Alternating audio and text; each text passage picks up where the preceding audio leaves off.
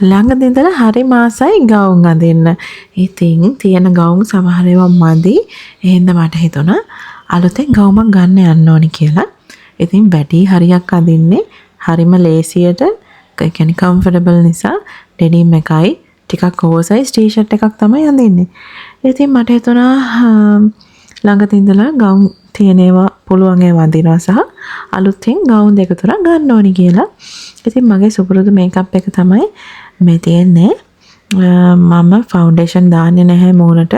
මම හරිම අකමැති දෙයක් ෆවුන්ඩේෂන් දාන එක. මට මාරිතට මූණට ඔයිලි වෙනවා සහ දාඩි දානවා. ඉතින් මම මේ වෙදේකේ මේකප් දාන්න වැඩි කැමැත්තක් නැහැ.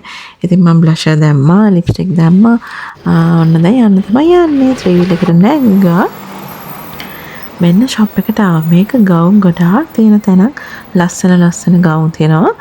චූටි ගෑන් ළමයින් ඉඳලා ටිකක් ලොකු අයට වෙනකම්ම ලස්සන ගවුම් තියෙන තැනක්. ඉතින් හරි අමාරු එකක් තෝරගන්න ඔක්කොටම හිත යනවා. හිත ගිය තැන මාලිගාව හදන්න බෑ. මම මහත වැඩි හින්දා. ඉතින් මට හරියන ගවුමක් තෝර යනකොට මට ලස්සන ගවුමක් හම්බ වෙනවා. ඉස්සරහට බලන්නකෝ. ඉතින් මම ගොඩාක් ටිකක් බ්ලැක් වැඩිපුර තියෙන ඒවා තමයි අඳින්නේ. එතකොට මහත චුට්ටක් අඩුවට පේනවා කියලා මට හිතෙනවා. ඉතින් මට හිතුණා ඉයරින්ග්ස් දෙකකුත් ගන්න ඕනි කියලා. ඉයරින්ග්ස් දෙකකුත් අරගෙන ඉවර වෙලා මෙන්න මේ වගේ ලස්සන ඉයරින්ග්ස් වගේක් තිබ්බා. අරගෙන මෙන්න මේ ගවුමට මැච් වෙන්න තමයි මම ගත්තේ. මේක තමයි ගත්ත ඩ්‍රෙස් එක.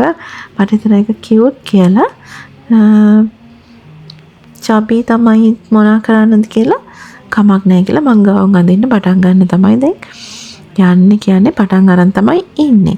ඉතින් තව කලෙක්ෂන් එකට ගවුම් ටිකක් තමයි ඕන වෙලා තියෙන්නේ. මෙන්න මේක තමයි ගවුම. හරි ලස්සනයි කියලා මට හිතුණා. ඒ හින්දා තමයි ගත්තේ. ඉතින් ආයෙත් දවසක ඔයගොල්ලන්ව shopping එකක් යන්නම් මාත් එක්ක. බයි. ගිහගෙන